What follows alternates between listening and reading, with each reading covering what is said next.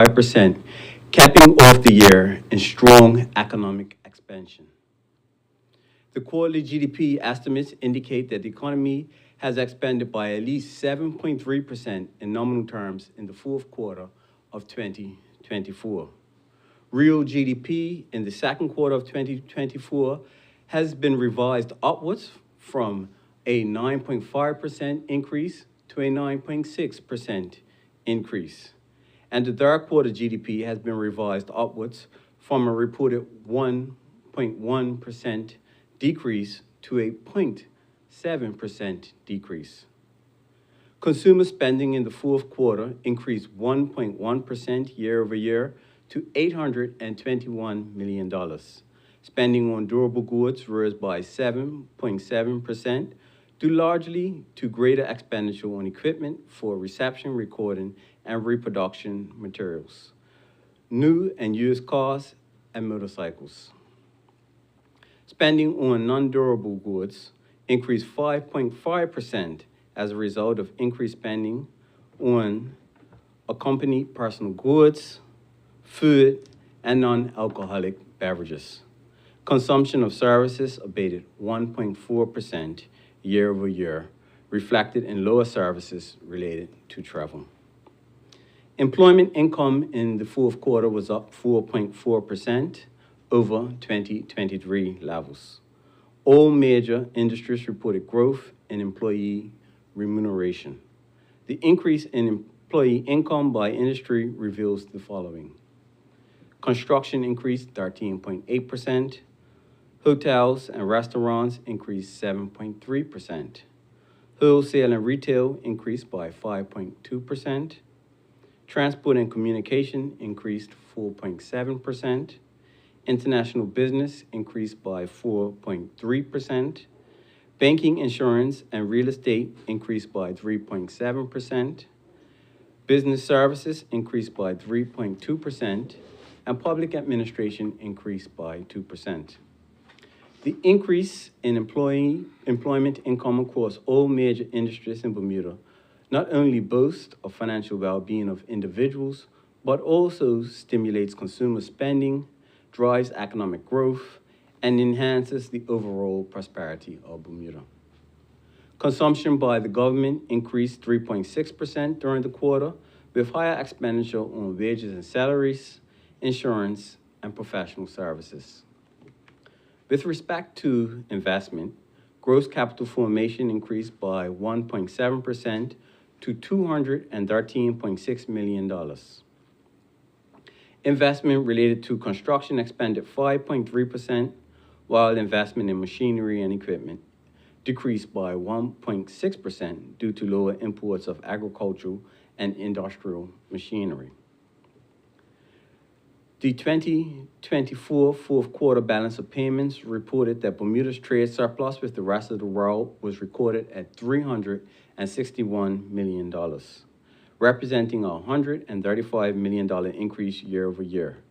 Services transactions realized a surplus of $121 million, expanding by $26 million from the previous year.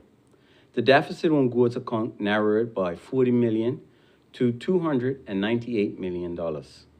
Additionally, Bermuda's primary income account surplus expanded by $85 million year over year, climbing to $621 million in the fourth quarter. Bermuda's business ecosystem remains robust, and the total local business registration increased year over year, bringing the complete business register to 4,044. There were 44 new local businesses registered in the fourth quarter of 2024. In conclusion, the economic results are both positive and promising, highlighting Bermuda's economic maturity and resilience. Notwithstanding the success, the government will continue to facilitate Bermuda's economic expansion by creating a business ecosystem that allows businesses to thrive. The government's economic for 2024 quarterly balance of payments and international investment position publications available at the Department of Statistics online at gov.bm. Thank you. Thank you, Minister. At this time, we welcome questions from the media.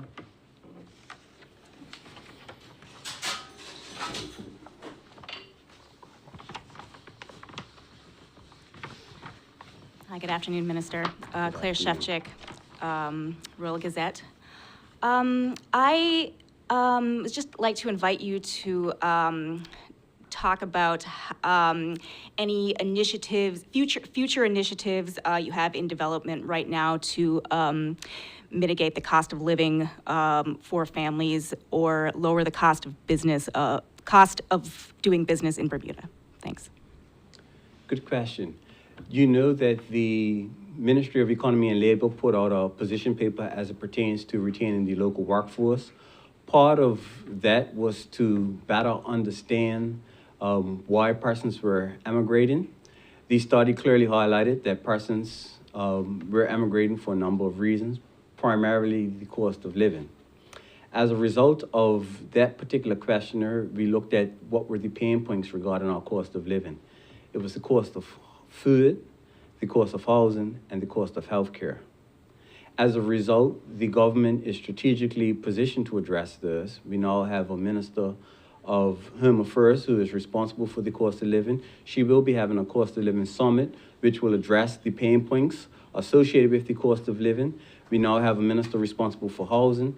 That minister is specifically responsible to ensure that we have increased access to affordable housing, and we know that the Minister of Health is diligently working on reducing the cost of healthcare in Bermuda and making sure that it's accessible and affordable. And so the government is positioned to address those particular concerns. The Premier will lay the budget this week, Friday. In that budget and in the pre-budget report, you will see a number of initiatives that look to support businesses through reduction of taxes, as well as increase the purchasing power of residents to promote greater levels of spending in the economy by reducing taxes on residents as well.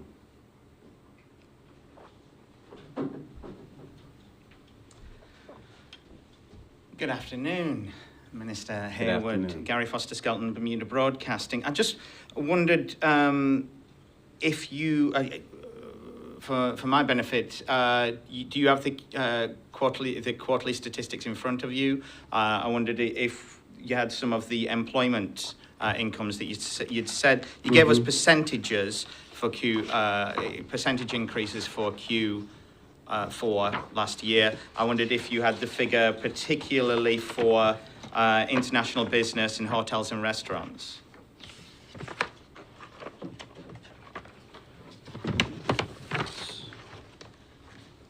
So for international business, the fourth quarter 2024 figure would be $365 million.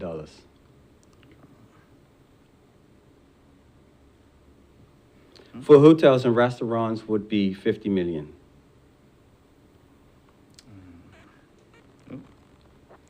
Thank you, Minister. Appreciate that. Gonna work that out in my my system. So we're looking at huge portion of our economic growth, the employment incomes in the international business sector, and emphasising the growth in that sector. Do you think anything particular that has happened that the government has done over the last year, has it simply just been a very successful year for international business? Is when you look at the data that we put out, we see growth in all industrial sectors, and so it wouldn't be directly correct to say that all the growth is attributed to international I'm business. talking monetary as opposed to percentage. We're seeing a lot of the money coming in that sector. So a large portion of employment income would be coming from international business, but I would like to say that the total employment income figure for the fourth quarter of 2024 was over $1 billion. And so you can see that we've had economic expansion across multiple industrial sections. You will also see that the largest growth sector for 13%. So see robust construction activity happening in Bermuda earnestly again, and that was also reflected in the investment gross capital formation numbers as well. And I wondered, with the construction, are you able to give us any nuance to that? Is it Fairmont Southampton? Is it the what we see on Front Street, or other things contributing to this? There are multiple projects that are actually contributing to this. I don't have those projects in detail, but I think you can see across the island there is widespread construction activity taking place.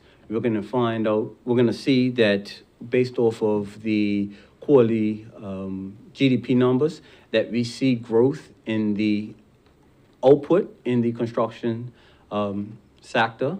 Some in the city of Hamilton, the activity in the city of Hamilton is certainly visible, but throughout the island we have residential construction activity taking place as well. And around a previous Bermuda Broadcasting report around the time of the election indicated that at least at the end of 2023, well, in the 10 years before the pandemic, 3 in every 5 workers, or 60% of workers in Bermuda, hadn't seen median incomes in their sectors keep up with inflation. Then post-pandemic, 2020 to 2023, that went up to 66, 67%, or 2 in every 3 workers in Bermuda had not seen median incomes in their sectors keep up with inflation. Do you have any confidence that that may have changed through 2024 with these, such as the construction industry, etc.? And so if we look at the growth in employment income in the number of these sectors, it says 2 things. Number one, we have an expansion of employees in those areas, but then number 2, the accelerates are actually progressing in those areas. We do have persons' income increasing, and what you're going to see with the employment numbers is you see the median incomes increase as well. When we look at the annual inflation rates, I believe that the annual inflation rate for 2024 was less than 2%. I think you're going to find in some sectors that the median income for employees will increase past that 2% rate. Okay. Without, obviously, we await those figures that will come to us later in the year in terms of the employment figures, but is it fair to continue to talk about economic growth if the statistics seem to indicate that the majority of workers may not be experiencing that? That might not be the truth that they feel in their lives. And so there is this economic nuance where the economy is progressing, greater levels of jobs in the economy, and the economy is doing well, but there is an erosion of one's purchasing power based off the cost of living. If we're able to draw back on some of the items as it pertains to controlling cost in Bermuda, as well as remove some of the taxes where we can increase purchasing power of residents, I think that we're going to then see the attitudes around the economic performance change. But there are 2 separate measures. One's quality of life, but the economy continue to progress. What I would say is that we have more Bermudians working. That's a positive thing, and so there is more overall workers in our households than was in the past. We're experiencing one of the lowest unemployment rates that we've experienced in a number of years, and so that's extremely positive. And so there's positive signs. There's opportunity being created in our economy. The government will continue to put policies in place which make sure that the growth is actually inclusive. And that is what we're pushing for. When we talk about sustainable growth in Bermuda, we're talking about inclusive growth, where the residents of Bermuda actually benefit from the growth that is being experienced overall. And just switching gears onto in terms of employment numbers, the Chamber of Commerce last week suggested we need a more adaptive immigration policy to get talent on Ireland to grow the working population, which obviously is something government has said is essential. Do you agree in terms of any adaptation or something with the immigration policy to get more people on Ireland, more talent? So this ministry has led with that conversation in terms of, number one, saying that we have an aging population and understanding that we need to increase our working population to support our aging population. We recognize the challenges we're going to have if we don't have an expanding workforce. We recognize the labor challenges and the skills mismatches that we will have in our economy if we don't have an expanding workforce and we don't have immigration policies that enable companies to get the talent that they actually need. That's why strategic priority 5 in our economic development strategy is investment in people, ensuring that we have the local talent on Ireland to ensure that we power our industries. And so I don't disagree with any notion that says we need to utilize immigration as a lever to ensure that we have the human capital on Ireland that is able to power our economy. And that is ensuring that we have Bermudians capable of taking on roles, seizing that opportunity, as well as ensuring that companies get the expatriate talent that they require. And we do understand, at least in the short term, a lot of the working population growth will be guest workers for at least in the short term. Can you give us any preview of your plans over the next year in bringing that in or bringing that talent in? Well, the economy continues to expand, we continue to create jobs, and what you're going to see with the release of the employment numbers of 2024, you're going to see a growth in the number of jobs that were created in Bermuda, and you will see that also being an increase translating to an increase in Bermuda's workforce. The challenge that has been identified by not just myself, but even the analyst that was on Ireland recently outlined the challenges you're going to have with an aging population, with a lot of the boomers entering retirement. As a result, when we look at replacement, we simply don't have enough able-bodied Bermudians to readily replace those individuals that will be exiting the workforce. So when we look at our employment numbers, for the next decade or so, they will be skewed as it pertains to looking like there are more new non-Bermudians entering the workforce than Bermudians, because the Bermudians that enter the workforce are replacing those Bermudians who are actually left. Okay. Finally, just any update on the digitization of the immigration process? That is going well as it pertains to identifying a vendor. The team were out and actually done a mission to another territory where the application was actually in practice. They were able to better understand how it's functioning in that particular territory. They were pleased with the actual product and the software. And so, that is progressing, and we should have something earnestly to report in June of this year. Are you able to tell us what the other territory was? The Bermuda government, they had a mission to Bahamas. Bahamas. And what are the particular things that are better about that immigration system? Is it faster, more efficient, etc.? So it will remove a paper-based process. It allows for us to do digital, electronic submissions of applications, as well as monitoring the flow of the application moving through its various vetting and validation processes, and then on receipt, get an electronic document submitted back to the applicant in a timely manner. Do you think that will not only make the process more efficient and that you can see all stages of the process, but will it speed it up? Most definitely, and that is the aim of us embarking on a digitized strategy. We will not be embarking on a digitized strategy. Yeah, the economy has performed extremely well.